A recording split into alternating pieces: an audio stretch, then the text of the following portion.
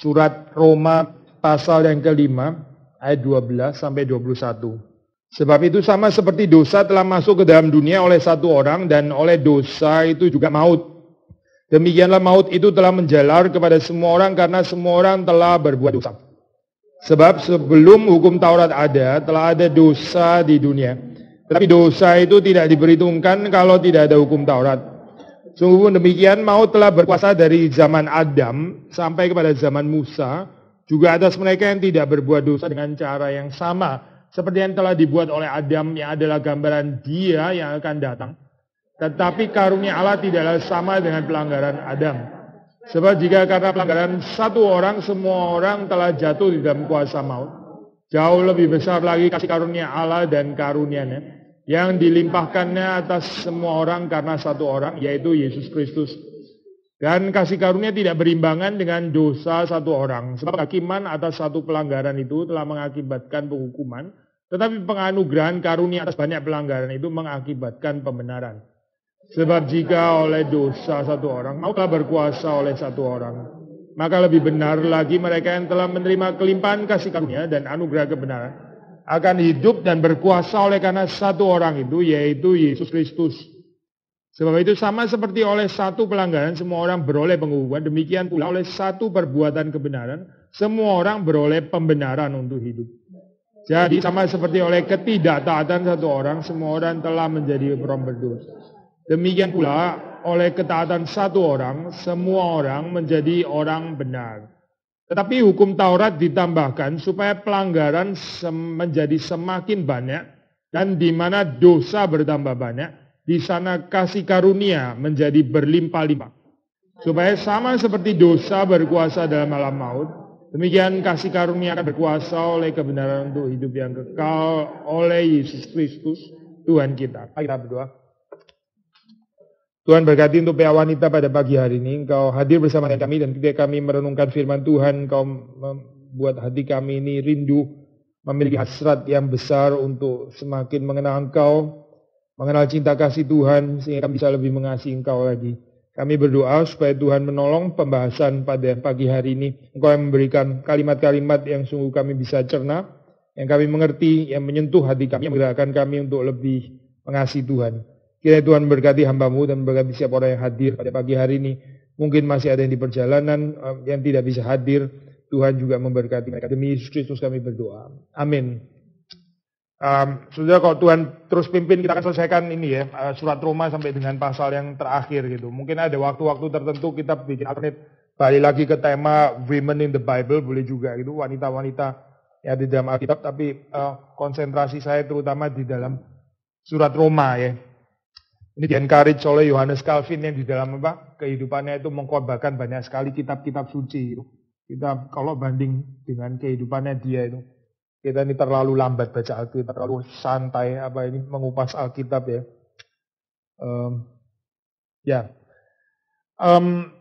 Latar belakang surat Roma sekali lagi ya, untuk mengingatkan kita, untuk mengingatkan saudara dan saya. Jadi itu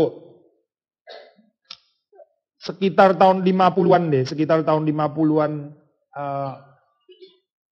AD itu ada namanya Claudius Edict dikeluarkan, itu semua orang Yahudi diekspel, diusir keluar daripada kota Roma, sehingga jemaat yang tadinya itu ya banyak juga orang Yahudi selain non Yahudi, sekarang karena orang Yahudi banyak diekspel keluar dari kota Roma, jadi tinggal minoritas, sangat minoritas di dalam jemaat Roma. Jadi keselamatan kan datang dari bangsa Yahudi, seperti dikatakan di dalam Perjanjian Baru ya, itu keselamatan dari bangsa Yahudi di dalam Injil. Tapi ini seperti kayak statementnya jadi goncang gitu, maksudnya di dalam hal ini kita yang bangsa diselamatkan, kok malah kita sekarang jadi yang seperti kayak kena masalah gitu. Terus ada pertanyaan tentang keadilan Allah ya, ini pertanyaan klasik kan ya. Waktu kita menderita, waktu kita sengsara, kita merasa diperlakukan tidak adil, terus kita tanya keadilan Allah itu ada di mana gitu. Kenapa justru orang-orang kafir, bangsa-bangsa yang tidak mengenal Allah seperti kayak lebih dilindungi. Kita katanya bangsa pilihan, tapi bangsa pilihan kok malah seperti kayak gak ada pemeliharaan Tuhan. Tuhan ini keadilannya di mana gitu. Jadi pertanyaan tentang keadilan Tuhan. Jawaban kalau sudah baca di dalam surat Roma itu sedikit mengikuti teologi perjanjian lama khususnya dari kitab Pengkhotbah ya. Jawaban tentang pertanyaan keadilan Allah ada di mana itu bisa macam-macam ya, saya bisa banyak gitu. Tapi salah satu jawaban kalau mengikuti kitab Pengkhotbah dan ini diambil oleh surat Roma yaitu memangnya kamu sendiri adil gitu. Ini kan manusia tanya kepada Tuhan. Tuhan, keadilanmu itu ada di mana gitu. Jawaban dari sorga. Memang siapa yang adil di bawah? Jawaban ini nggak enak ya gitu ya. Jawaban ini jawaban yang nggak enak gitu. Tapi maksudnya di dalam asumsi dasarnya. Orang itu berhak menuntut keadilan. Kalau dia sendiri itu perfect di dalam keadilan. Kalau kita nggak perfect di dalam keadilan. Ya, sudah nggak usah tanya keadilan Tuhan. Gitu. Itu cara yang sama sekali nggak enak didengar oleh telinga gitu ya. Tapi ini cara yang mendidik kembali. Ada banyak orang itu nggak sadar bahwa dia itu berdosa, bahwa dia itu nggak adil, dia sendiri juga nggak sempurna kehidupannya. Tapi terus tuntut keadilan, ya. Keadilan Tuhan lagi yang dituntut dalam hal ini. Gitu. Jadi kalau sudah membaca di dalam argumentasinya, ya, Paulus itu ini panjang ya, argumentasinya panjang. Tapi intinya ada yang mau mengatakan baik orang kafir ya itu berdosa di hadapan Tuhan. Mereka itu menekan kebenaran Allah. Sudah bisa baca di dalam pasal-pasal yang pertama gitu ya. Jadi mereka itu tahu bahwa Allah itu ada, tapi mereka sengaja suppress kebenaran itu. Jadi mereka dinyatakan sebagai bangsa yang tidak adil. Yang kedua, orang Yahudi itu ada Taurat. Orang Israel ada Taurat, tapi mereka juga tetap nggak adil. Mereka nggak menaati Taurat gitu. Jadi both Gentiles and Jews, baik orang-orang kafir, orang-orang non-Yahudi maupun orang Yahudi, semuanya itu sudah jatuh ke dalam dosa. Nggak ada yang righteous itu nggak ada, satu pun nggak ada. Gitu. Jadi kalau sudah di dalam keadaan ini, masih mau tanya juga gitu, Tuhan keadilannya di mana? Tuhan bisa tanya balik loh, keadilanmu sendiri di mana? Kamu sendiri keadilannya di mana? Kalau kamu unrighteous, kamu kok kurang ajar ya tanya keadilannya Tuhan. Kira-kira ke situ saya maksudnya. Nah, Paulus nggak pakai istilah kurang ajar sih ya, tapi ini di dalam pengertian yang bisa dikembangkan biar bisa seperti itu. Kalau kita sendiri nggak adil, kenapa berani tanya keadilan itu ada di mana? Gitu. Cuma orang yang sempurna adil itu baru boleh tanya keadilan ada di mana. Gitu. Sebetulnya yang berat tanya itu ya satu-satunya cuma Tuhan. Yang bukan Tuhan nggak ada bisa tanya kalimat seperti ini. Gitu. Sekali lagi ya, cuma orang yang sempurna adil boleh menuntut keadilan. Ini prinsip Alkitab ya. Tapi kita ini sering kali keadilan itu kan di dalam bahasa Inggris kan righteous ya, righteous atau just. Righteous dekat dengan righteousness, kebenaran, keadilan. Cuma orang-orang yang perfectly righteous boleh tanya, boleh mempersoalkan di mana ada keadilan. Ini argumentasinya daripada surat Roma ya. Tetapi kita tahu di dalam kehidupan ini seringkali orang itu bukan righteous, tapi self-righteous. Bukan righteous, tapi self-righteous. Apa itu? Merasa adil sendiri gitu. Gak adil, tapi merasa dirinya adil. Gak benar, tapi merasa dirinya benar. Nah, orang-orang yang self-righteous seperti ini ya. Ini adalah orang-orang yang tuntut keadilan. Dia gak sadar bahwa dia itu self-righteous sebetulnya. Tapi kalau saudara dan saya sadar kita ini unrighteous, sudah gak usah tanya keadilan. Better kita tanya kepada diri sendiri, kenapa saya nggak adil? Kenapa saya nggak setia dan kenapa nggak adil? Bukan tanya Tuhan, di mana keadilan dari Tuhan.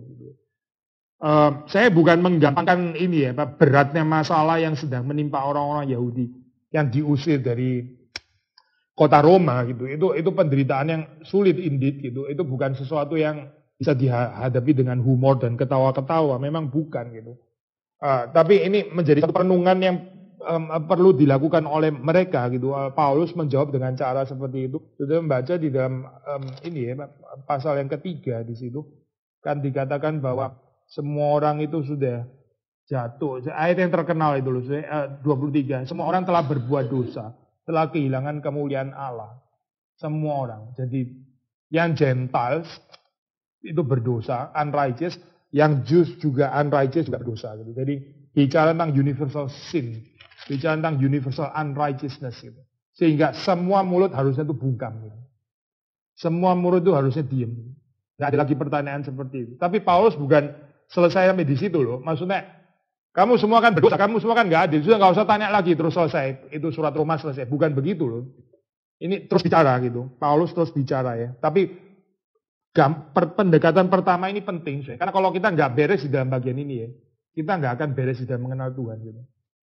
Sekali lagi, kita kalau nggak beres bahwa kita ini sendiri berdosa, nggak adil, dan karena itu nggak layak untuk menuntut keadilan. Kita nggak bisa ngomong ke kalimat selanjutnya, nggak ada gunanya.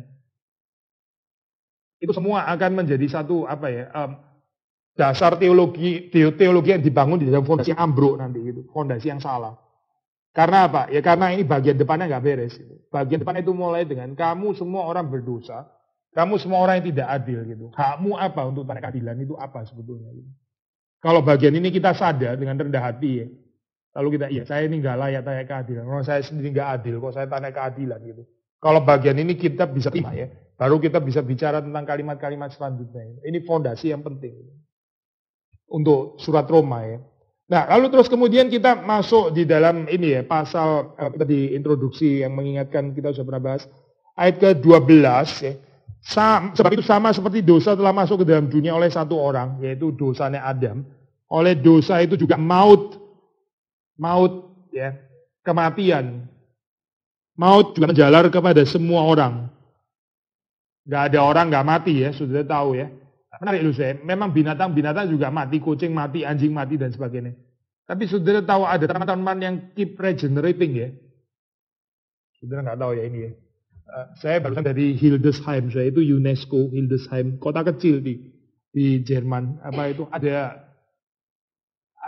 mawar ya, Rosenstock itu apa ya Pak Indonesia? Ya mawar gitulah, saya tanaman mawar satu ini ya Pak. Itu umurnya kira-kira sudah 800 tahun lebih. 800 tahun masih ada di sana gitu. Jadi dia keep regenerating. Apa ya? Itu heran loh, di dunia itu ada yang nggak mati-mati kayak begini. Seperti kayak hidupnya itu kekal gitu seolah-olah. Tapi sudah mesti bedakan antara hidup kekal dengan apa ini? Dengan eksistensi yang panjang ya. Itu dua hal yang berbeda saya kalau di dalam Alkitab. Hidup kekal itu bukan sekedar eksistensi panjang loh, bukan. Hidup kekal kalau menurut Yohanes kan mengenal Allah ya. Nah, orang itu hidupnya pendek di dalam dunia tapi dia mengenal Allah. Ya dia memiliki kehidupan yang kekal. Tapi ada orang hidupnya panjang sekali mungkin 103, 104, 119 atau apa gitu ya. Tapi gak mengenal Allah, ya itu bukan hidup kekal anyway gitu maksudnya. Bukan cuma sekedar hidup selama-lamanya maksudnya gitu. Hidup kekal itu bukan cuma hidup selama-lamanya. Apalagi hidup di dalam pengertian biologis gitu. Sehingga waktu kita membicara di bagian ini ya, manusia itu kesementaraannya ya, transitory ya. Dia itu melayang lenyap, setelah itu hilang dan sebagainya. Itu ada sesuatu yang empiris, sesuatu yang ada orang bilang ini ya, doktrin Kristen yang paling empirical. Tahu empirical nggak sih? Itu bisa diverifikasi di dalam kenyataan hidup gitu ya. Maksudnya gini loh, kalau kita bilang Allah Tritunggal, orang dunia bisa, ya itu kan menurut lu. Itu kan menurut lu Allah Tritunggal. Loh, Yesus bangkit. Ya itu kan menurut lu Yesus bangkit gitu kan ya. Itu susah diverifikasi gitu kan ya. Susah susah dibuktikan secara kasat mata gitu ya. Ada orang teolog bilang ini.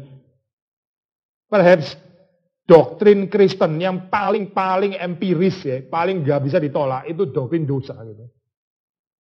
Maksudnya di dunia itu dosa itu so real gitu ya. Itu adalah sesuatu fakta yang orang itu nggak bisa tolak gitu. Memang dimanapun ada dosa. Ini kita bicara tentang universality of sin. Dosa itu begitu universal ya. Nggak ada orang itu diajarkan untuk berbuat dosa, nggak ada. Nggak ada orang diajarkan untuk pelit, diajarkan untuk egois dari kecil dan ini datang dari mana gitu. Maka di dalam doktrin reform kan kita mengajarkan tentang original sin ya, dosa asali ya. Original sin. Nggak semua gereja saya terima doktrin original sin ya. Tapi doktrin original sin ini adalah dari Alkitab ya, bukan dari Augustinus. Agustinus misalnya menekankan bagian ini, terus kemudian diteruskan oleh reformator seperti Luther dan Calvin, Zwingli dan sebagainya. Tapi ini sebenarnya ada pengajaran Alkitab. Original sin itu maksudnya apa saya? Orang waktu lahir itu sudah dengan kecenderungan berdosa. Naturnya itu sudah natur dosa. Orang lahir bukan di dalam satu keadaan yang baik ya, atau bukan baik, katakanlah enggak netral lah itu saya, seperti kertas kosong. Lalu tergantung lingkungan mencemari dia jadi kotor. Kalau dia dididik dengan pendidikan moral yang bagus ya dia jadi baik itu misalnya. Itu bukan pengajaran yang kita terima di dalam Alkitab itu. Tapi kita percaya manusia itu sejak di dalam kandungan dia dikandung di dalam dosa. Dan ini karena satu orang yaitu Adam. Ya, Adam itu menjadi wakil daripada seluruh manusia. Kejatuhannya ke dalam dosa itu membawa manusia jatuh di dalam dosa. Nah, kalimat karena ini menarik, karena itu kan biasanya dipakai sebagai sesuatu yang sifatnya itu alasan gitu kan ya. Saya ini karena itu gitu kan ya.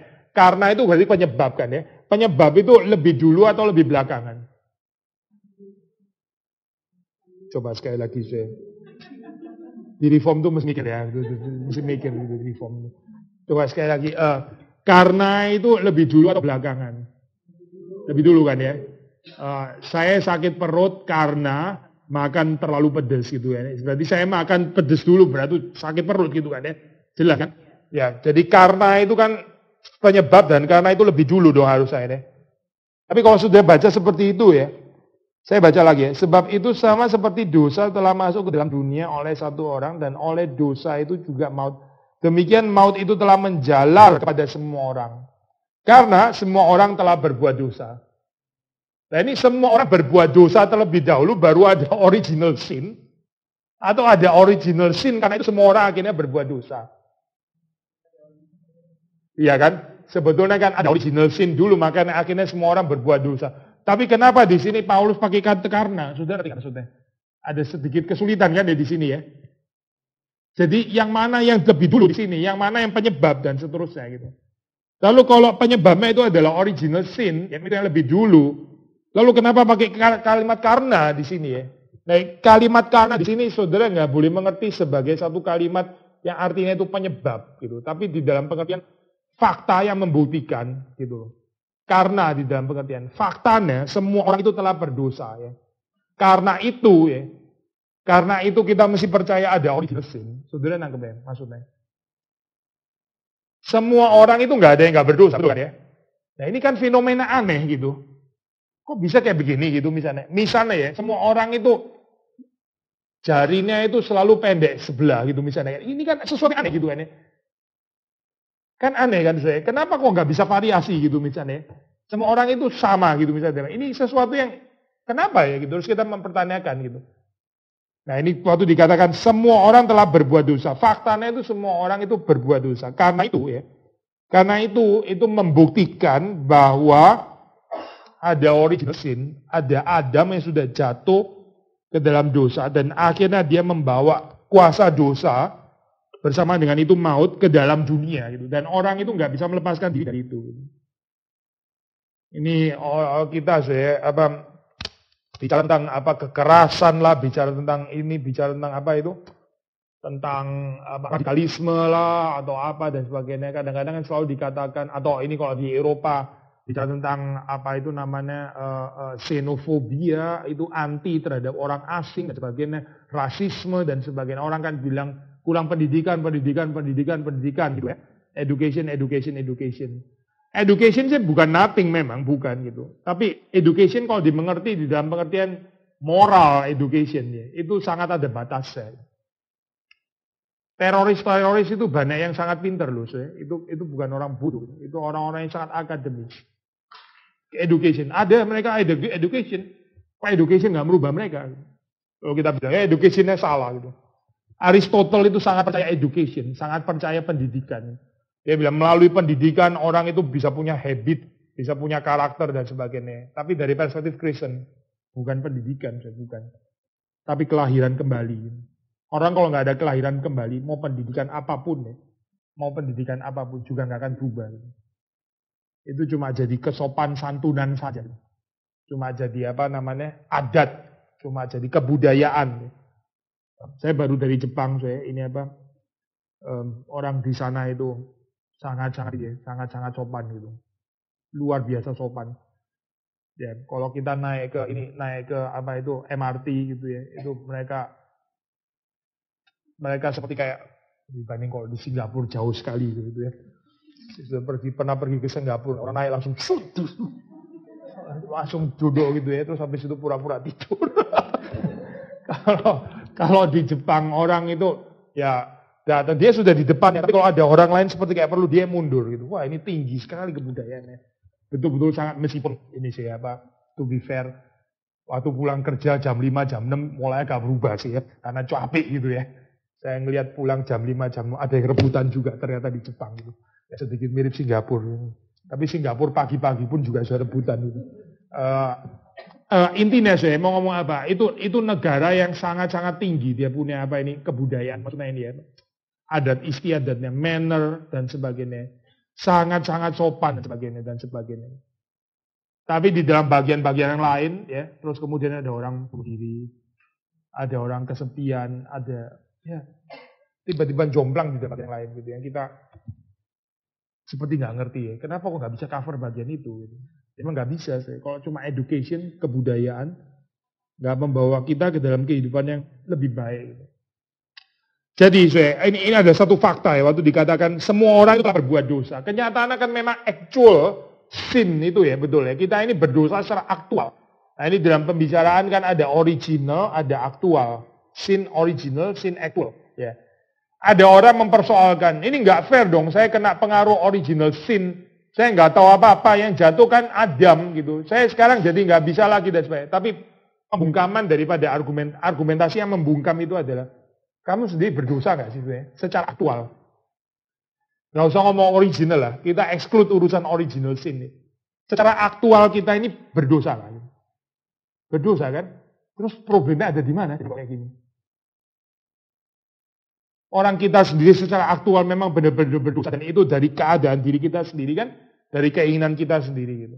Jadi Paulus argumentasinya justru mengatakan, justru karena kamu ada actual sin itu membuktikan ada original sin gitu. Nah, enggak sih bagian ini ya. Maksudnya Paulus nggak mau mengatakan sebagai karena ada original sin, kamu inescapable ya, mau nggak mau harus melakukan dosa. Bukan begitu loh saya. Tapi dia mulai dari kenyataan hidup sehari-hari itu. Itu pakai karena di situ maksudnya. Kan kamu semua sudah berbuat dosa. Itu membuktikan memang berarti memang ada original sin di dalam hal ini gitu. Ada Adam yang sudah jatuh ke dalam dosa dan dosanya dan bersama dengan itu maut itu menjalar kepada semua orang.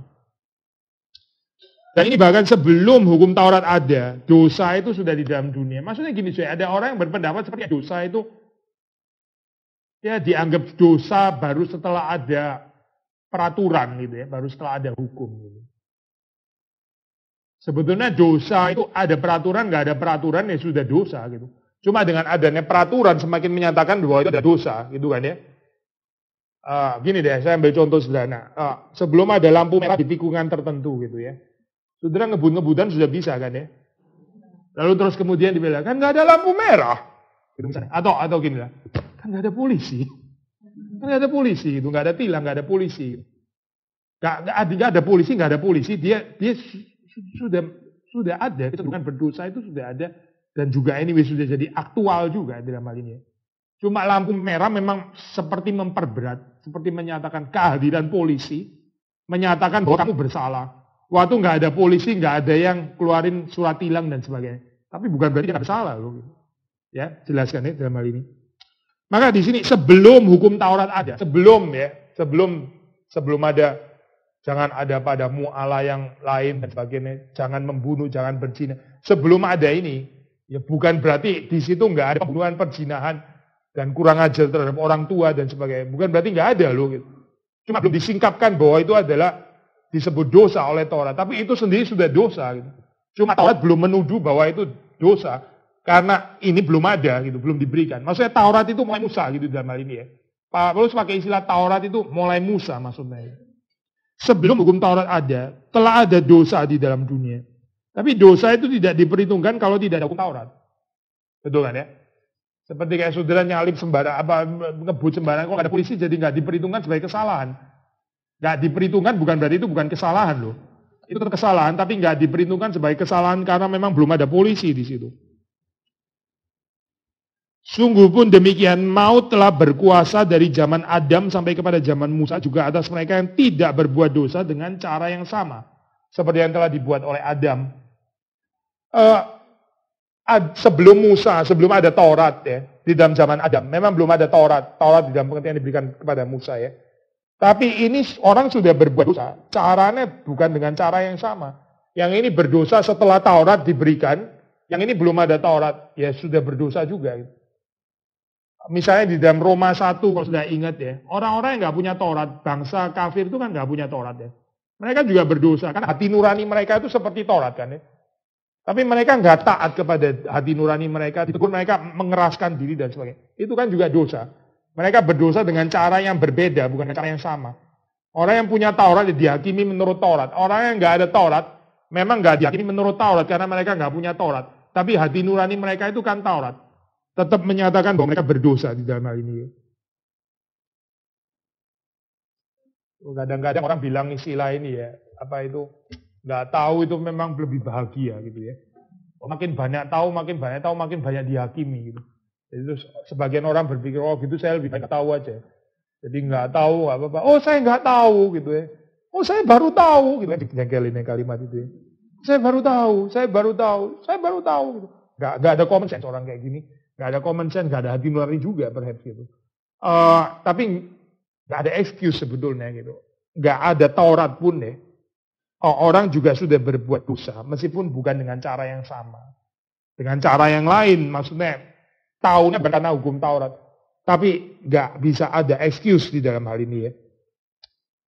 Maut telah berkuasa dari zaman Adam sampai kepada zaman Musa. Juga atas mereka tidak berbuat dosa dengan cara yang sama yang telah dibuat oleh Adam. Gini saya, Adam waktu pertama ya, itu diciptakan dalam kesucian yang positif ya.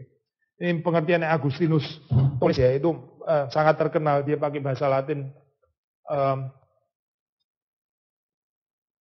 Posse pecare, posse non pecare ya. Sebelumnya ini apa, ada kemiripan posse pecare, posse non pecare. Posse itu possible ya, pecare itu to sin gitu. Possible to sin, possible not to sin. Posse pecare, posse non pecare. Setelah manusia jatuh ke dalam dosa, itu dia jadi dia pasti berbuat dosa. Gitu. Tidak mungkin tidak berdosa. Non posse non pecare dong. Ya. Tidak mungkin, not possible not to sin. Gitu. Non posse non pecare. Not possible not to sin gitu. Maksudnya pasti selalu berdosa gitu ya. Setelah jatuh dalam dosa. Nah setelah kita disucikan di dalam Kristus, itu jadi posse pecare. Nah, ini mirip ya sama ini ya. Tapi tekanannya berbeda gitu. Posse pecare, posse non pecare. Posse non pecare. Saya jelasin lagi yang 1 dan 3 ya. Nah, yang terakhir kita waktu di sorga itu non posse pecare, nggak mungkin untuk berdosa. Non posse pecare ya. Agustinus ini. Jadi gini saya, ini penekanannya adalah waktu Adam itu diciptakan di dalam kesucian yang positif loh. Tapi dia itu bisa berdosa, dia posse pecare ya. Penekanannya di sini saya, di posse pecare ini dalam kurung. Yang ini dalam kurung. Tentu saja juga posse non pecare juga. Seandainya Adam memilih untuk taat, dia bisa nggak berdosa kan ya? Dia diciptakan dengan kesucian positif. Maksudnya sebelum dia jatuh dalam dosa, kemungkinan untuk taat itu bisa gitu. Setelah dia jatuh dalam dosa, dia nggak ada kemungkinan untuk taat itu nggak bisa gitu. Makanya non posse non pecare, nggak pasti berdosa gitu ya. Nah setelah manusia itu ditebus, percaya di dalam Kristus, ada kemungkinan untuk tidak berdosa. Posse non pecare, penekanannya di sini. Jadi di dalam kurung. Memang masih bisa jatuh dalam dosa, betul kan ya? Saudara dan saya masih bisa jatuh dalam dosa kan ya? Tapi penekanannya itu lebih kepada mungkin untuk taat gitu. Mungkin untuk tidak berdosa.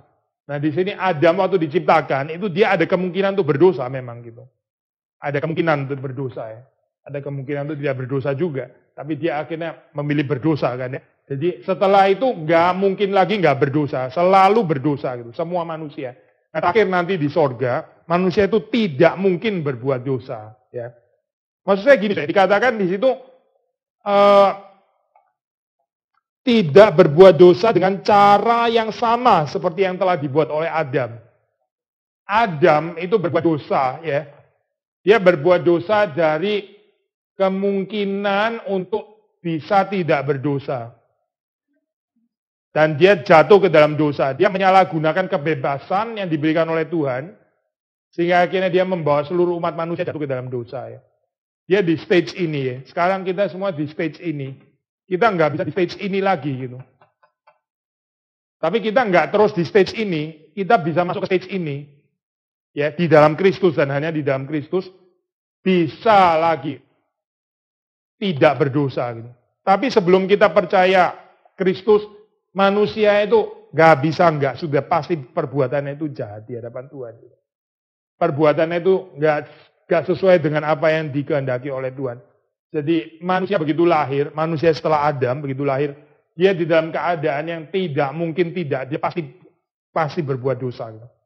Sejak dari kandungan ya, di sini. Adam kan tidak, ya. Adam nggak begitu loh. Adam pada mulanya dia bisa tidak berdosa. Tapi manusia setelah Adam nggak dia pasti berdosa. Gitu. Makanya panggilan ya untuk percaya kepada Injil di dalam Kristus itu begitu penting. Karena kalau kita menolak Kristus, kita tetap akan di dalam dosa terus. Gitu. Nggak ada kemungkinan untuk bisa berbuat baik menyenangkan Tuhan itu. Nggak ada kemungkinan yang nggak ada. Gitu. Menjadi orang yang moral tinggi, seperti kayak tadi saya cerita orang-orang di Jepang yang itu mungkin, kalau itu mungkin. Menjadi orang yang ketemu senyum, ya tunduk, ya selamat pagi tante, gitu. Oh itu bisa. Itu bisa dilakukan oleh dunia pendidikan. Gitu. Tapi kalau bicara tentang ketaatan kepada Allah, ya hidup menyenangkan Kristus, itu nggak ada kemungkinan kecuali kelahiran baru di dalam Kristus. Kita ini ya, kita tuh jangan take for granted orang itu di gereja. Saya ngomong gini bukan untuk saudara jadi judgmental ya. Jangan lahir baru, bukan itu maksudnya. Kita lihat cermin aja lah. Saya sendiri lahir baru atau enggak gitu. Tapi gini sih, orang pergi ke gereja bertahun-tahun, itu enggak tentu lahir baru loh. Pendeta pun enggak tentu lahir baru sih. Pendeta enggak tentu lahir baru. Penatua, ya diaken, pengurus, aktivis, dan enggak tentu lahir baru. Jadi kita jangan naif ya. Ini orang sudah lama di dalam gereja. Di dalam Kristus ya, bukan di dalam gereja. Di dalam gereja itu one thing. Ada kecoa juga di dalam gereja. Kecoa juga di dalam gereja. Nyamuk juga ada di dalam gereja. Gitu. Tapi kita di dalam Kristus panggilannya, bukan di dalam gereja. Sekali lagi ya. Mereka tidak berbuat dosa dengan cara yang sama seperti yang dibuat oleh Adam. Ya adalah gambaran dia yang akan datang. Nah di sini Paulus mulai mengantisipasi ya. Kristus, dia ya itu Kristus maksudnya. Gini saya, kalau kita belajar di dalam doktrin reform itu kan total liberty ya, kejatuhan manusia, ketidakmungkinan untuk berbuat baik dan sebagainya. Ini seperti gambaran pesimistik dan sebagainya. Tapi gambaran ini penting saya, ini fondasi ini penting. Untuk bisa membangun ini loh, cerita tentang kemuliaan Kristus, tentang keselamatan di dalam Kristus. Ya, itu dimulai dari cerita kebangkrutan kerohanian manusia. Sudah nangkep ya kaitannya. Maksudnya gini sih, ada teologi yang mengatakan enggak, manusia jatuh ke dalam dosa, memang jatuh ke dalam dosa. Tapi dia sebetulnya masih bisa kok memilih yang baik gitu. Dia masih ada free will, dia masih ada kehendak bebas untuk dia memilih Tuhan. Untuk percaya kepada Tuhan. Dia kan cuma sakit. Tapi kalau kita orang reform bilang enggak, dia mati. Bukan sakit, tapi mati itu. Makanya kita bicara doktrin pilihan. Karena orang mati itu saya enggak bisa merespons dari kematiannya. Enggak ada kemungkinan itu. Kalau orang sakit, ya dia masih bisa dengar gitu kan ya. Sudah pernah dengar ini kan pakai ilustrasi. Dari sisi Tuhan sudah mengulurkan talinya gitu kan ya. Misalnya orang tenggelam ibaratnya gitu. Dari sisi manusia masih menggapai tali yang sudah diulurkan oleh Tuhan, gitu kan ya. Sudah pernah dong dengar ilustrasi kayak gini ya. Jadi kita ini seperti orang yang sudah tenggelam, ya, tapi belum mati. Dari sisi Tuhan sudah mengulurkan talinya. Dari sisi kita mesti menangkap tali itu. Nah tergantung kepada saudara dan saya, apakah kita mau menangkap tali itu, gitu. Masalahnya manusia itu sudah tenggelam, dia sudah airnya sudah masuk semua, dia sudah mulai sinking gitu. Terus Tuhan kirim tali gitu maksudnya. Ya nggak ada yang berespons. Semuanya sudah tenggelam, sudah mati kok sebetulnya gitu. Jadi bagaimana? Tuhan bukan cuma kirim tali, tapi ini ilustrasinya ya, kalau di dalam doktrin reform. Itu Tuhan angkat dia keluar, lalu di CPR gitu. Di resuscitation ya. Apa itu namanya? Bahasa Indonesia. Resuscitus apa? Ya itulah, sudah tahu lah. Maksudnya dia sudah nggak bisa menolong dirinya sendiri. Itu Tuhan harus melakukan itu gitu. baru dia bisa respons gitu, lalu kirim tali. Ya nggak ada orang berespon terhadap tali, nggak ada. Jadi gambaran kita memang berbeda saya dengan ini ya, dengan orang-orang Arminian, dengan beberapa ini ya Pak. Ya, kita tetap menyebut mereka saudara ya. Itu bukan bidat by the way ya. Cuma kita ada perbedaan pandangan di dalam hal ini. Kalau di dalam Reform kita mengikuti ini saya mengikuti gambaran diajarkan Calvin, Agustinus dan juga Paulus sendiri. Nggak ada kemungkinan sebetulnya orang itu berespons dengan benar. Kecuali ada kebangkitan rohani. Dan itu cuma bisa oleh Roh Kudus. Makanya pemilihan gitu. Karena yang dibangkitkan itu Tuhan memilih itu berarti. Nggak semua orang dibangkitkan. Dan ini bukan tergantung kita. Tuhan saya mau dibangkitkan. Oke saya bangkitkan. Bukan. Nggak bisa ngomong. Sudah mati sama sekali gitu. Tapi kenapa penting untuk menggambarkan gambaran yang seperti kayak sangat pesimistik ya. Sangat low dan ini nggak ada harapan sama sekali. Justru untuk menyatakan kemuliaan Kristus yang begitu besar. Ini bukan kata terakhir saya. Bab manusia itu begitu buruk. Ya. Ini bukan kata terakhir loh, bukan. Di dalam teologi Paulus ya, ini adalah permulaan untuk membahas tentang keselamatan yang begitu besar dan begitu mulia, begitu indah yang ada di dalam Kristus. Ya, kalau kita bahas doktrin total depravity, ya kejatuhan cuma berhenti di dalam dosa gitu ya. Ya helpless kayak gini. Ini kan negatif sekali gitu, nggak menolong apa-apa. Gini saya ambil spiritualitas saya. Kita bisa bicara tentang kelemahan manusia, kita bisa bicara tentang keburukan manusia dan lain. Tapi kalau saudara nggak mengakhiri dengan kasih karunia, saudara bukan orang Kristen. Ada orang lihat kelemahan orang lain ya, keburukan orang lain ya, dia berhenti di situ. Gitu. Coba saudara bayangkan kalau Paulus berhenti di ayat ini. Gitu. Di dalam Adam kita semua nggak mungkin lagi taat kepada Tuhan, dunia begitu jahat dan sebagainya. Terus setelah itu selesai gitu. Wah, jadi gimana dong keadaan kita ini? Naas banget ya, sial bener kayak gini, sudah nggak ada pertolongan, nggak ada apa-apa. Tapi kita seringkali dalam kehidupan ya, waktu kita melihat kelemahan orang lain ya, dan sebagainya, kita berhenti di situ. Kita nggak terus masuk kepada Kristus gitu. Itu bukan surat Roma, bukan. Surat Roma itu bukan berhenti pada kelemahannya manusia. Surat Roma itu bukan berhenti pada kejatuhan Adam, setelah itu selesai gitu ya. Tapi dia bicara tentang kasih karunia setelah itu. Kita cuma bisa membicarakan kelemahan sedalam-dalamnya. Kekurangan saya khotbah ini kemarin, kekurangan gereja sedalam-dalamnya. Cuma dari perspektif anugerah. Kalau nggak ada perspektif anugerah, nggak bisa bicara kekurangan.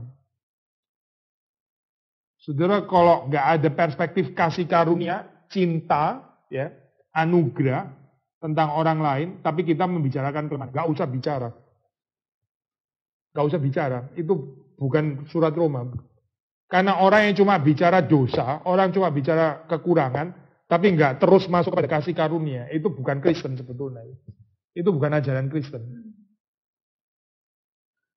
Jadi ini introduksi sebetulnya gitu saya. Doktrin dosa itu introduksi. Introduksi untuk masuk kepada doktrin keselamatan. Kalau di dalam tulisan Paulus. Sekali lagi ya, kita berani membicarakan dosa itu sedalam-dalamnya, serusak-rusaknya. Total depravity. Kenapa? Karena kita percaya sola gratia. Orang yang nggak percaya sola gratia, orang yang nggak percaya anugerah Tuhan, yang nggak percaya kasih karunia belas kasihan Tuhan, pengampunan Tuhan, kasih karunia yang besar dan sebagainya, dia akan sangat pelit bicara tentang kerusakan manusia. Sudah bisa ngerti nggak logik ini ya? Saya kemarin jelasin di khotbah gitu. Kalau kita tahu ada orang yang begitu mengasihi kita, kita bisa bicara kelemahan kita lebih transparan kan ya. Tapi kalau kita tahu orang ini sangat judgmental, sangat benci pada kita. Kita ngomong sedikit pun tidak kan. Jadi kita nggak bisa bebas tentang kelemahan kita kan. Karena kita tahu orang judgmental gitu. Betul kan saya? Tuhan kita itu bukan judgmental gitu. Tuhan kita itu bukan Tuhan yang datang untuk menghakimi dunia. Tapi datang untuk menyelamatkan. Menurut Yohanes. Jadi Tuhan yang demikian yang datang untuk menyelamatkan. Itu mengundang kita untuk bisa bicara dosa seluas-luasnya. Karena kita tahu ada anugerah lebih besar lagi. Tapi celaka saya kehidupan kita yang membicarakan dosa lebih besar tapi nggak bicara anugerah. Saya tuliskan ya, ayat 15. Tetapi karunia Allah tidak sama dengan pelanggaran Adam. Ya. Adam melanggar, betul. Dan bersama dengan pelanggarannya, dia menghancurkan seluruh dunia. Waduh, itu gambaran pesimis sekali ya. Apa ini gitu? Tapi terus kemudian kasih karunia Allah itu tidak sama dengan pelanggaran Adam. Maksudnya lebih tinggi, lebih dalam, lebih besar, lebih luas. Sebab jika karena pelanggaran satu orang, semua orang telah jatuh di dalam kuasa maut. Ini fakta ya. Jauh lebih besar lagi kasih karunia Allah dan karunia-Nya yang dilimpahkannya atas semua orang. Karena satu orang, yaitu Yesus Kristus. Kita bisa melihat diri kita di dalam Adam ya. Di dalam segala keburukan, kejelekan kita ya. Kebangkrutan kita ya. Kita bisa melihat diri kita setelah itu di dalam Kristus. Ya. Yang menyelamatkan kita. Adam di sini seperti kayak model ya. Kristus juga di dalam hal ini ya. Tapi dalam jalan Adam seharusnya membawa kita kepada Kristus. Bukan berhenti kepada Adam. Kalau berhenti kepada Adam ya itulah gambaran kemanusiaan yang mengakibatkan orang itu jadi sinis, sarkastik gitu kan ya. Sudah tahu ya di dalam kehidupan yang banyak dengan penderitaan, kesulitan, ketidakadilan dan sebagainya. Bisa membawa orang jadi sinis, betul kan? Ah sudahlah yang namanya gereja. Termasuk gereja reform. Apalah. Mulai sinis ya, mulai sinis itu. Itu orang yang berhenti pada pelanggaran Adam. Gitu. Dia nggak masuk kepada Kristus. Gitu. Dia berhenti di sana. Gitu. Betul kok, yang dia ngomong itu betul. Itu bukan salah, itu fakta, benar kok, fakta. Memang hancur benar gitu. Tapi dia berhenti di situ. Paulus nggak berhenti di situ. Paulus melanjutkan pembicaraan kepada Kristus dan kasih karunia-Nya. Jauh lebih besar lagi kasih karunia Allah dan karunia-Nya. Yang dilimpahkan atas semua orang karena satu orang yaitu Yesus Kristus. Dilimpahkan semua orang ini needless to say ya, maksudnya bukan dimengerti dalam pengertian keselamatan universal, semua orang regardless dia percaya nggak percaya, dipilih nggak dipilih, akhirnya diselamatkan secara borongan oleh Kristus, bukan itu maksudnya. Istilah semua di sini dalam pengertian perwakilan, maksudnya semua gitu. Semua bukan berarti semua individu maksudnya. Tapi bahwa keselamatan yang di dalam Kristus itu universal juga. Sama seperti kejatuhan Adam itu universal. Ya. Dosa itu universal. Keselamatan yang ada pada Kristus itu juga universal. Maksudnya bukan cuma untuk orang Yahudi. Tapi juga untuk orang kafir juga. Bukan cuma untuk orang Yunani, orang Indonesia juga. Semua orang. Semua maksudnya. Ya. Kasih karunia tidak berimbangan dengan dosa satu orang.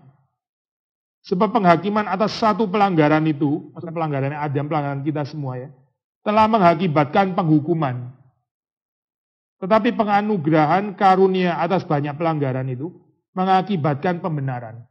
Sudah lihat ya, argumentasinya Paulus itu paralel ya, tapi paralelnya nggak simetris, paralelnya bukan seimbang, tapi selalu kasih karunia itu yang lebih tinggi gitu. Jadi ada Adam, ada Kristus ya, lalu ada apa lagi? Adam ada pelanggaran ya. Lalu paralelnya apa di sini? Kita tulis saja ya supaya lebih jelas ya. Coba sudah membantu saya gitu. Adam, Kristus ya. Adam ini Kristus ya. Adam lalu di situ kita bicara tentang apa? Pelanggaran kan ya. Pelanggaran. Lalu apa lagi? Iya penghukuman ya, ada maut, ada penghukuman ya.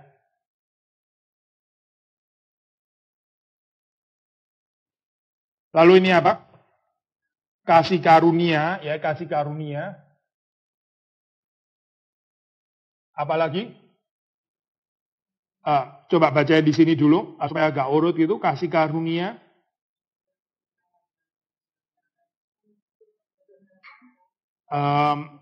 Penghakiman tadi sudah ya, ini penghakiman, penghukuman.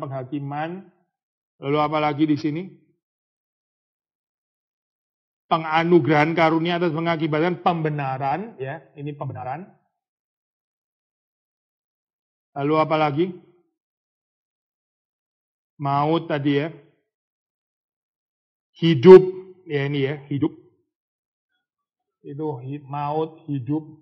Ya, penghukuman penghakiman ini ya almost paralel lah. Maksudnya almost sinonim lah dalam hal ini ya. Jadi ini kan paralel ya. Tapi sebetulnya paralelnya itu nggak seimbang gitu. Karena yang ini tuh lebih tinggi gitu. Nah, ya maksudnya. Tapi ada paralelnya. Maksudnya paralel dalam pengertian ini loh. Ini ada sambungannya gitu. Maut ya, hidup ya. Lalu terus kemudian pelanggaran ada kasih karunia gitu ya.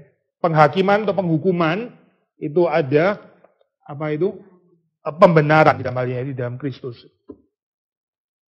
Bahwa yang kiri itu adalah fakta, yang sebelah kiri itu memang adalah fakta ya. Fakta yang kita harus terima gitu. Tapi nggak boleh berhenti di situ karena Paulus mau mengajak kita untuk lebih tinggi daripada itu. Yaitu di dalam kasih karunia Kristus. Saya baca lagi ya, ayat 15.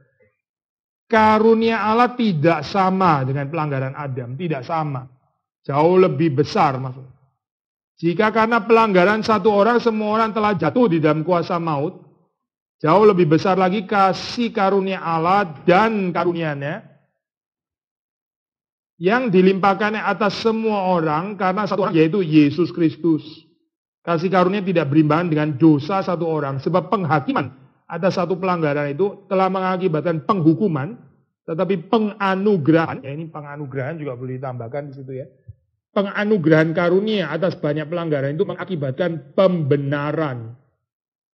Sebab jika oleh dosa satu orang maut telah berkuasa oleh satu orang itu, maka lebih benar lagi mereka yang telah menerima kelimpahan kasih karunia dan anugerah kebenaran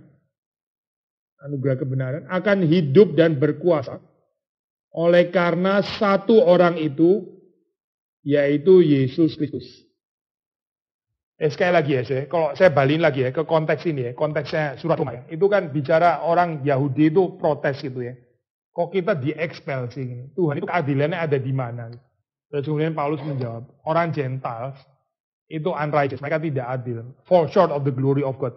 Kekurangan, kehilangan kemuliaan Allah. Kamu juga, kamu orang Yahudi juga sama. Jadi semuanya bungkem di sini ya. Gak ada yang adil, gak ada yang righteous. Satu-satunya yang righteous itu cuma Tuhan. Jadi don't even ask apakah Tuhan itu righteous atau enggak. Karena kamu sendiri unrighteous kok gitu di dalam hal ini. Kamu sendiri tidak adil. Tapi ya, judgment pembungkaman ini gak berhenti di sini loh. Tapi terus kemudian sekarang kita mau bicara righteousness of God. Biasanya gini sih, logiknya gini. Orang kan mempertanyakan keadilan Tuhan gitu ya. Tuhan, kenapa engkau gak adil? Terus Tuhan jawab, kamu sendiri gak adil kan? Ya kita mulai, iya ya, saya sendiri gak adil. Sorry Tuhan, saya sendiri gak adil. Maksudnya kalimat berikutnya, saya sudah kamu di neraka dong. Kamu kurang ajar, tanya saya adil atau enggak. Kamu ke neraka dong kok. Kamu gak adil kok. Kan harusnya logiknya ke sana kan ya.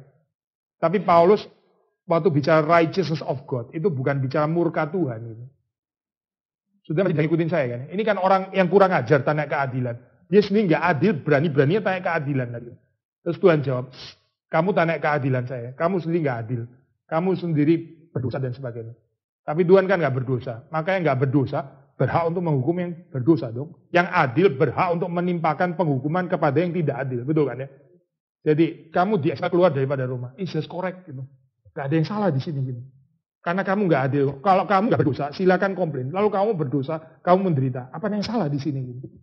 Memang kamu berdosa, menderita. Ya sudah toh, memang kamu berdosa kok gitu. Jadi di dalam keadaan seperti ini kan logiknya ke sana seharusnya. Tapi waktu Paulus bicara tentang righteousness of God, dia bukan bicara keadilan Allah yang murka balik gitu ya terhadap orang-orang yang kurang ajar, tanya keadilan Allah. Tapi dibicarakan sebagai righteousness of God, ya ini di dalam belas kasihan di dalam anugerah ini. Ini gak bisa dimengerti soalnya logik kayak begini di dalam dunia ini. Cuma di dalam kekristenan ada cerita kayak begini. Di dalam dunia ini ada cuma pembalasan keadilan. Kalau ada orang kurang ajar, fitnah, tuduh, gak adil dan sebagainya. Tapi ternyata dia adil. Kalau ternyata terbukti seperti itu apa? Balikin keadilan dong mestinya gitu kan ya. Tapi Tuhan saudara dan saya bukan Tuhan yang kayak begitu, bukan. Tuhan yang kita percaya dalam Alkitab itu bukan itu. Jadi kalau kita menjalani kehidupannya seperti itu, saudara sedang mengikut Tuhan yang palsu sebenarnya. Bukan Tuhan yang di dalam Alkitab. Tuhan yang di dalam Alkitab itu Tuhan yang maha adil dan dia nggak bersalah. Dia boleh menghukum orang-orang yang tidak adil, dihukum, dihakimi dan sebagainya. Sangat layak. Kurang ajar lagi gitu kan ya. Sangat layak untuk dihakimi. Tapi Tuhan tidak murka gitu. Tapi Tuhan justru menyatakan ini loh, kasih karunia gitu. Sekarang saya buka kasih karunia. Tapi untuk mengerti kasih karunia ini sih, orang mesti keluar dulu dari self-righteous itu. Sikap yang menuntut keadilan. Dari self-righteousness itu. Kalau bagian ini nggak beres ya. Mau bicara Injil, mau bicara pengampunan, mau bicara kasih karunia. Semuanya itu kosong. Gitu. Semuanya nggak ada yang masuk. Karena apa? Karena dia rasa dia layak kok soalnya. Gitu. Karena dia rasa dia berhak untuk mendapatkan keadilan. Dan sebagainya. Maka nggak nyambung semua. Injil nggak bisa masuk untuk orang seperti itu. Sih. Nah ini mengkhawatirkan nih gambaran seperti. Makanya Alkitab itu bilang banyak yang dipanggil, sedikit yang dipilih. Sedikit itu betul-betul sedikit, sangat sedikit sebetulnya. Karena dunia ini berada di dalam keadaan yang ya itu tadi menuntut keadilan Allah, ya seperti orang Yahudi. Mana keadilan Allah gitu? Dia rasa dia entitled untuk diperlakukan dengan adil. Lah dia sendiri nggak adil gitu. Tapi dia merasa harus diperlakukan dengan adil dan sebagainya. Ini orang-orang yang nggak tahu diri, orang yang nggak mengenal dirinya sendiri. Tapi berbahagia ya, saudara dan saya, kalau kita bisa dibawa ya oleh firman Tuhan, kita menyadari ketidakadilan kita, keberdosaan kita ya, dan itu membungkam kita.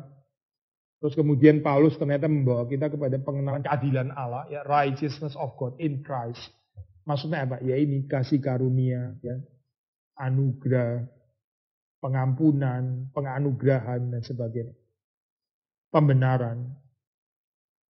Nah, kalau kita menerima ini ya, lalu kita melihat orang lain nggak adil, ya, lalu terus kemudian tuduh kita yang nggak adil, gitu. Kita mesti seperti Tuhan.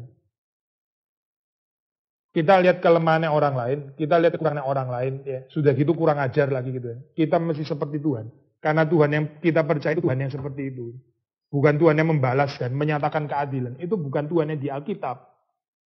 Tuhan yang di Alkitab itu nggak membalas sesuai dengan keadilan. Jadi saudara dan saya dipanggil untuk seperti Kristus di dalam ini ya.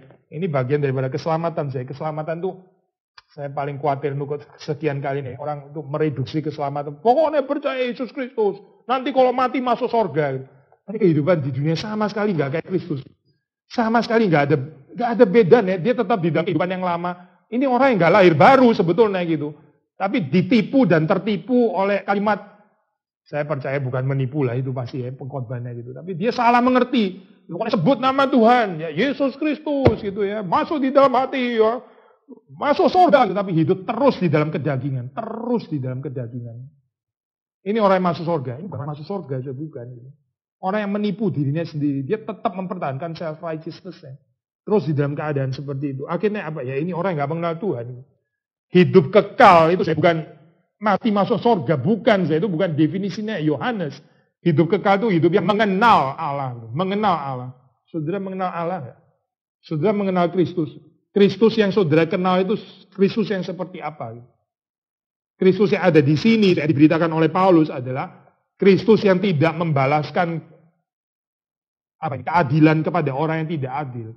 Tapi dia justru bicara tentang kasih karunia di sini. Dia bicara kasih karunia, dia bicara anugerah. Dia bukan bicara penghakiman, meskipun sebetulnya layak untuk bicara penghakiman.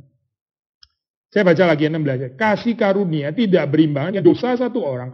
Sebab penghakiman atas satu pelanggaran itu telah mengakibatkan penghukuman. Tetapi penganugerahan karunia atas banyak pelanggaran itu mengakibatkan pembenaran. Sebab jika oleh dosa satu orang mau telah berkuasa oleh satu orang itu, ada maksudnya, maka lebih benar lagi mereka yang telah menerima kelimpahan kasih karunia dan anugerah kebenaran akan hidup dan berkuasa oleh karena satu orang itu, yaitu Yesus Kristus. Orang-orang di Roma, baik yang Gentiles maupun yang Yahudi, diundang untuk masuk ke dalam cerita menerima anugerah Kristus ini. Dan ya berhenti mempertanyakan keadilan Tuhan. Dan juga berhenti melihat ternyata saya sendiri juga tidak adil. Kalau saya cuma melihat dosa saya bisa gantung diri loh. Kalau saya melihat kelemahan saya ternyata didapati ternyata saya yang pendusta gitu ya. Saya mau menyudutkan Allah ternyata dia maha suci, ternyata saya yang berdosa. Kok berhenti di sini, kita bisa jadi orang yang mengutuki diri. Kita bisa jadi orang, sudah kalau gitu hukum saya saja begitu kan ya. Itu bukan Injil, saya bukan. Injil nggak bicara itu. Allah juga nggak bersuka cita atas kematian orang fasik. Sudah tahu ada ayat seperti itu ya di dalam Perjanjian Lama. Allah itu nggak bersenang-senang atas kematian orang fasik. Saudara pikir kalau ternyata Allah terbukti bukan dia yang berdosa, ternyata manusia yang tidak adil dan berdosa gitu ya. Terus kemudian, nah tahu kan, lu sekarang berdosa, terus mulai dipanggang di dalam api neraka, terus Tuhan jadi senang gitu. Menurut Alkitab tidak, Tuhan itu nggak bersuka cita atas itu. Tuhan tidak bersuka cita atas kematiannya orang fasik. Ya, tapi dunia ini ya, dunia di mana saudara hidup ya, sangat bersuka cita terhadap kematian orang fasik. Dunia ini nggak seperti Tuhan. Maka kalau kita lebih mirip dunia, Kita bersuka cita atas penderitaan orang fasik. Saya pikir orang itu nggak mengenal Tuhan yang di dalam Alkitab. Tapi dia sangat mengenal dunia. Saya ingatkan lagi ya, hidup kekal itu mengenal Tuhan. Mengenal Tuhan. Yang nggak mengenal Tuhan itu nggak ada hidup kekal sebetulnya. Sudah mengenal Tuhan yang seperti apa? Ayat 18. Sebab itu sama seperti oleh satu pelanggaran semua orang beroleh penghukuman. Demikian pula oleh satu perbuatan kebenaran semua orang beroleh pembenaran untuk hidup. Sekali lagi ya, paralel ini ya. Tapi yang menang adalah perbuatan kebenaran Kristus yang membenarkan orang untuk bisa hidup. Jadi sama seperti oleh ketidaktaatan satu orang, ya, Adam tidak taat, semua orang menjadi orang berdosa. Ini fakta dan begitu menyakitkan. Tapi nggak berhenti di sini. Demikian pula oleh ketaatan satu orang, ketaatan Kristus, kesempurnaan ketaatannya, semua orang menjadi orang benar di dalam Kristus. Jadi kita yang di dalam Kristus, kita jadi dipulihkan sehingga kita bisa taat. Di dalam Adam kita nggak ada kemungkinan untuk taat. Yang ada adalah pelanggaran terus-menerus. Satu demi satu ya. Selalu gagal dan gagal dan gagal. Tapi di dalam Kristus kita ada ketaatan. Pertama Kristus sendiri ketaatannya itu diperhitungkan ya. Diperhitungkan menjadi ketaatan kita. Ini namanya penggantian gitu, substitusi. Tapi bukan cuma itu saya, di dalam pengertian yang lain juga secara pengudusan ya. Ketaatan Kristus itu harusnya berkembang di dalam kehidupan kita. Kita akhirnya menjadi orang-orang yang betul-betul truly taat. Sudah bisa membedakan dua hal ini ya. Bisa membedakan ya. Ini kalau dalam bahasa Inggris ini saya. Declare righteous sama made righteous. Di declare righteous.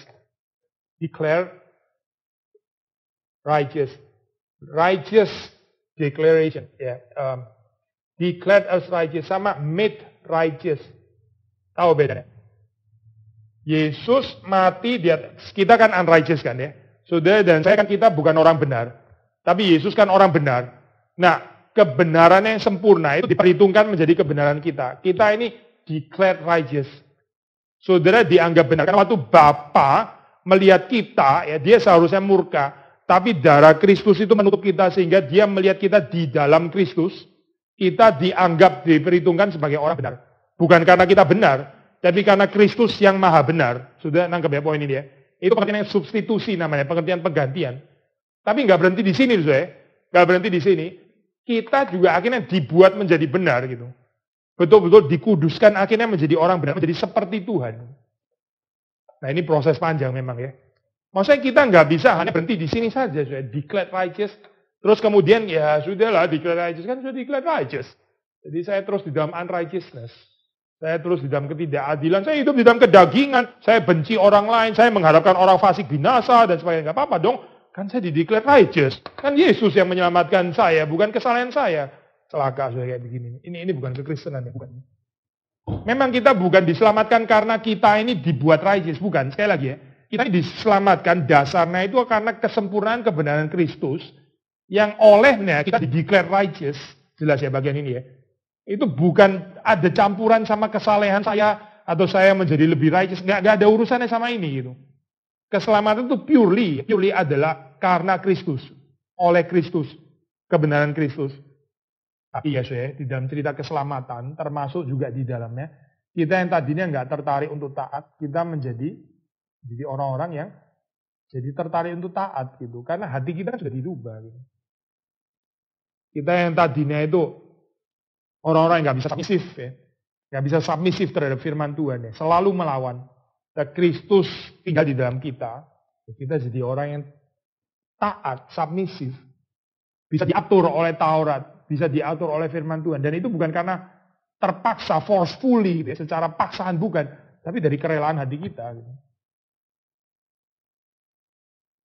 Nah ini maksudnya ya. Waktu dikatakan di situ. Sama seperti ketidaktaatan satu orang, semua orang telah menjadi berdosa. Ya. Gak taat, gak tertarik untuk taat di dalam Adam. Tapi oleh ketaatan satu orang, yaitu Yesus Kristus, semua orang menjadi orang benar.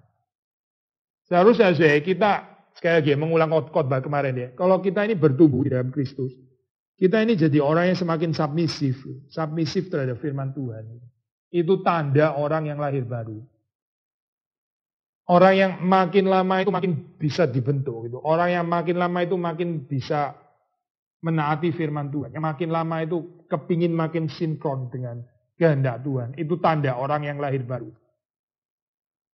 Tapi ada orang yang nggak begini sih. Ada orang yang merasa dirinya benar, merasa dirinya itu sudah taat sama firman Tuhan. Ini lah menakutkan ya. Yang merasa sudah taat itu justru yang nggak taat sebetulnya gitu. Yang merasa dirinya masih jauh daripada ketaatan itu justru adalah orang-orang yang dekat dengan kerajaan Allah. Yang mengenal dirinya sendiri dan akhirnya membutuhkan Kristus. Dan di dalam Kristus dia jadi orang yang lebih submisif dalam hal ini. Submisif kepada Tuhan dan firman-Nya.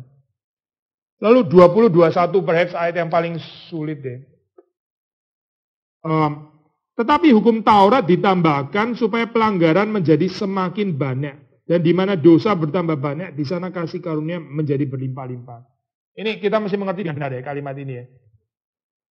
Apa artinya hukum Taurat ditambahkan, pelanggaran menjadi semakin banyak? Maksudnya gini sih, bukan gara-gara ada hukum Taurat terus kemudian pelanggaran jadi makin banyak. Tapi di dalam arti bahwa karena ada hukum Taurat maka semakin terlihat bahwa pelanggaran itu begitu banyak. Nah kebiasaan maksudnya ya.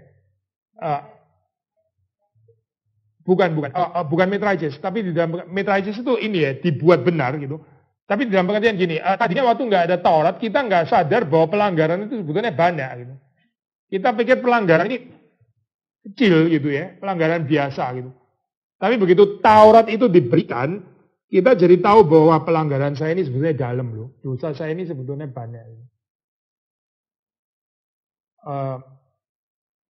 Orang kalau nggak ada firman Tuhan, dia pikir dia lumayan baik, dia lumayan mencintai Tuhan, dia lumayan mengasihi sesama dan sebagainya.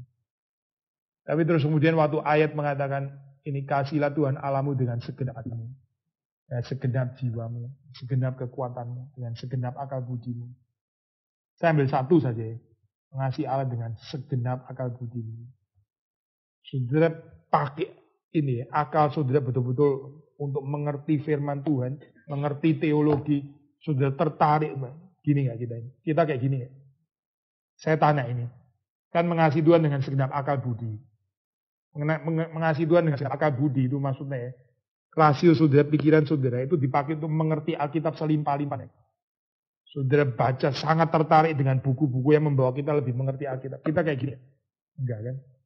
Ya itu. Berarti kita kan nggak mengasihi Allah dengan segenap akal budi kan?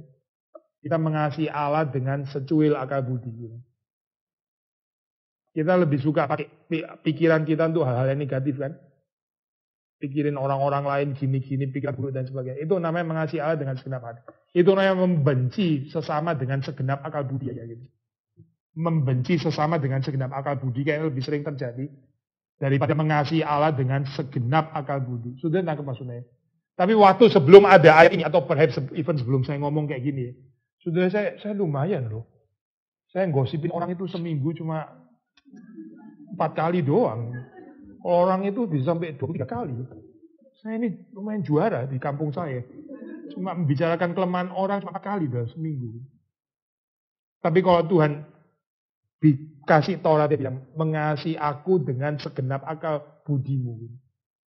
Siapa yang bisa melakukan kayak begini? Terus kita bilangnya cuma Kristus gitu ya. Ya betul cuma Kristus. Kita dibenarkan karena Kristus makanya kan ya. Tapi Kristus yang tinggal di dalam kita itu mau ya membuat kita, ini metritis sekarang ya. Mau membuat kita jadi righteous seperti dia. Maksudnya apa? Kita bisa mengasihi Tuhan dengan segenap akal budi kita. Segenap hati kita, segenap kekuatan kita, ya segenap jiwa kita. Itu yang dilakukan Kristus, itu namanya metritis. Menjadi orang yang taat.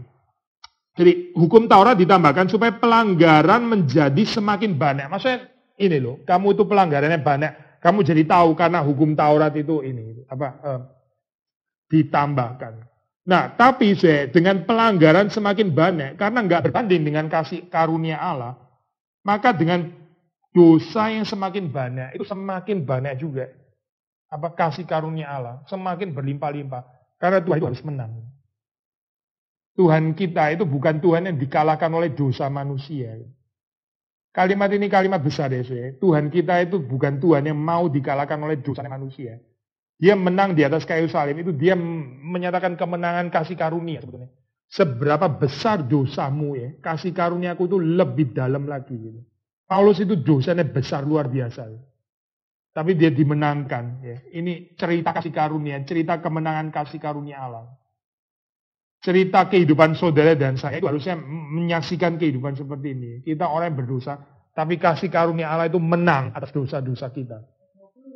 Belum, kita ayat 21 belum, sekarang di ayat 20. Seharusnya kita itu menyatakan kehidupan kita itu ini ya apa? Menyatakan kemenangan kasih karunia, tapi bukan cuma itu ya. Di dalam kaitan kita dengan orang lain juga gitu. Sekali lagi ya, kekristenan itu bukan cuma antara saya dan Tuhan, tapi juga ada ini ada orang lain gitu. Waktu kita melihat kelemahannya orang lain ya, itu kasih karunia Tuhan itu harus menang terhadap dosanya dia. Sudah bisa ngikutin nggak kalimat ini? Karena Tuhan itu melihat kita ya, bukan dosa kita yang menang, kasih karunia Tuhan yang menang gitu.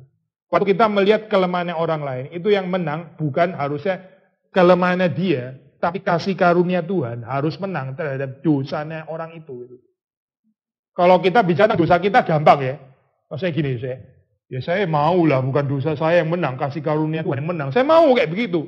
Jadi kasih karunia Tuhan menutup saya berdosa ditutup kasih karunia Tuhan.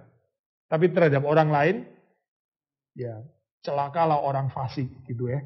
Karena dia mati dengan tidak selamat dan sebagainya. Kita jadi nggak tertarik dengan kemenangan kasih karunia terhadap kelemahan orang lain. Padahal Tuhan itu tertarik dengan kalau kemenangan kasih karunia di dalam kehidupan kita ya. Ini seharusnya menjadi satu hal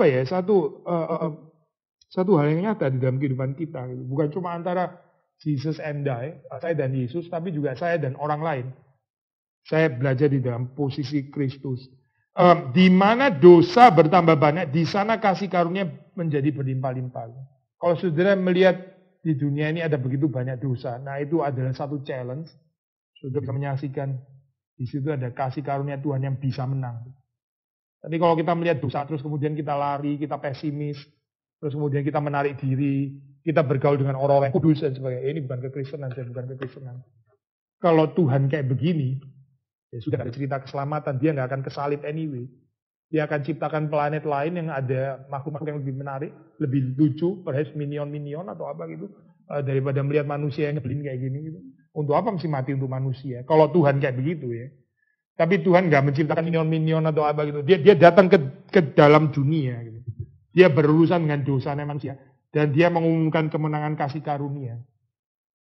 Gereja itu mesti mengumumkan kemenangan kasih karunia atas dosa.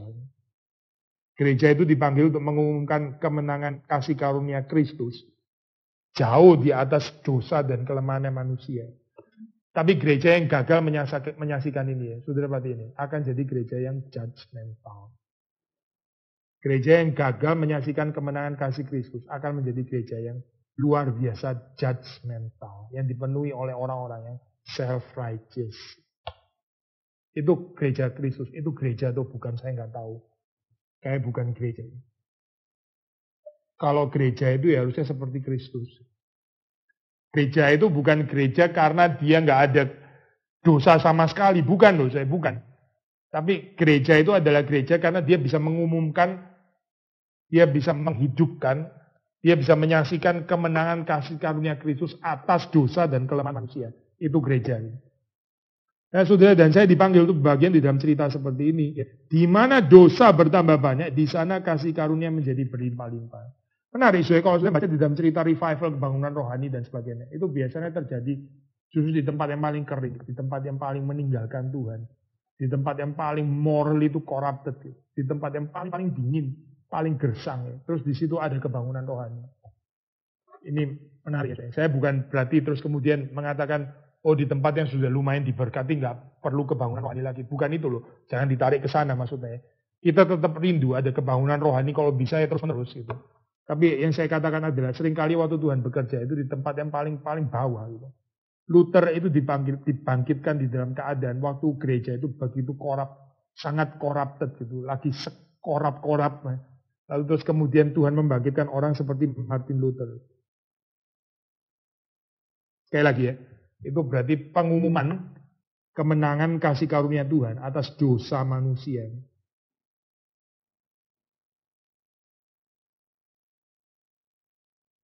Saudara baca ceritanya Daud ya, itu kan dia ada dosa perzinahan kan ya, itu dosa kan ya.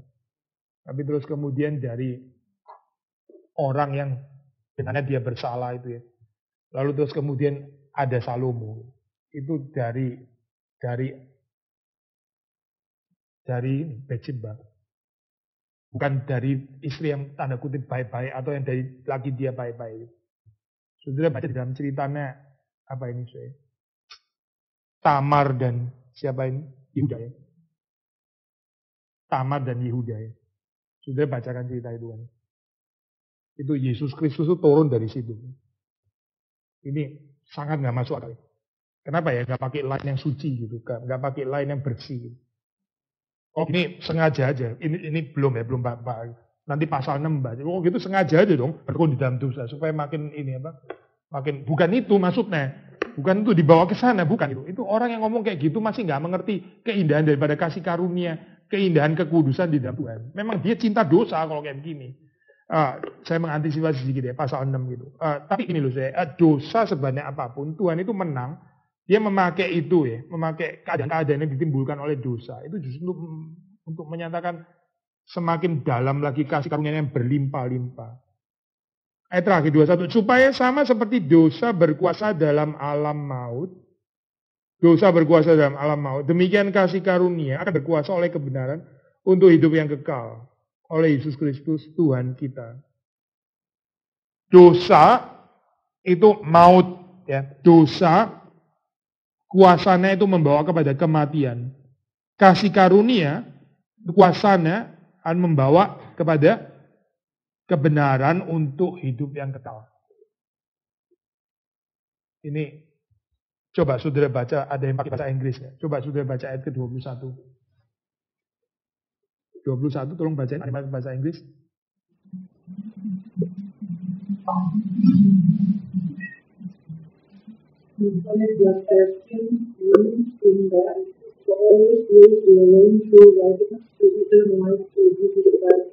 Ya, saudara ketemu kata righteousness lagi kan di sini kan ya.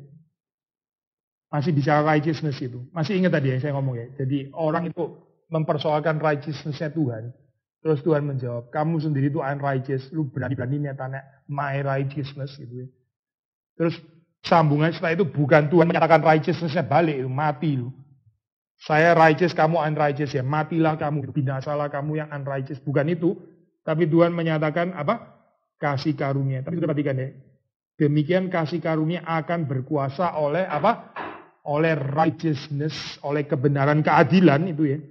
Kasih karunia akan berkuasa oleh kebenaran keadilan untuk hidup yang kekal.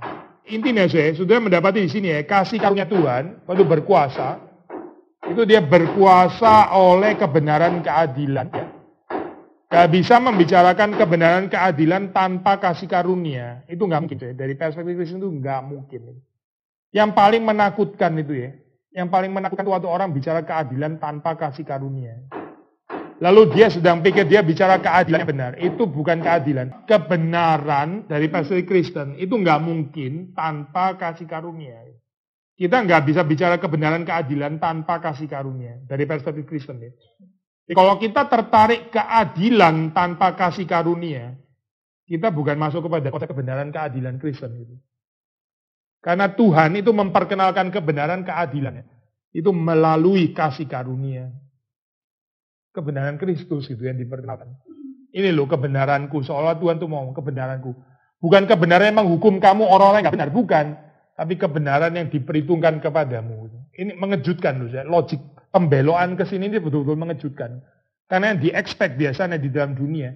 Setelah ternyata dia nggak adil, ternyata yang sini adalah adil. Ya itu menanti penghukuman sudah kan. Penghukuman yang ini berikutnya. Tapi bukan penghukuman, tapi kasih karunia. Dan itu masih menyebut kebenaran. Ini loh keadilan. Keadilanku ya itu apa? Keadilanku dosamu diampuni. Kamu diterima di dalam Yesus Kristus. Kamu nggak harus mati, tapi kamu beroleh hidup yang kekal. Itu keadilanku. Kebenaran untuk hidup yang kekal. Beautiful ya saya. Ini kekristenan itu beautiful. Gitu. Saudara nggak mungkin ketemu pengajaran kayak begini dalam kepercayaan apapun, di dalam filsafat apapun, nggak ada. Kecuali kita masuk ke dalam kelimpahan Alkitab. Gitu. Ya kiranya Tuhan memberkati kita, Tuhan menolong kita untuk bisa menikmati kasih karunia Tuhan yang diberikan dalam Yesus Kristus.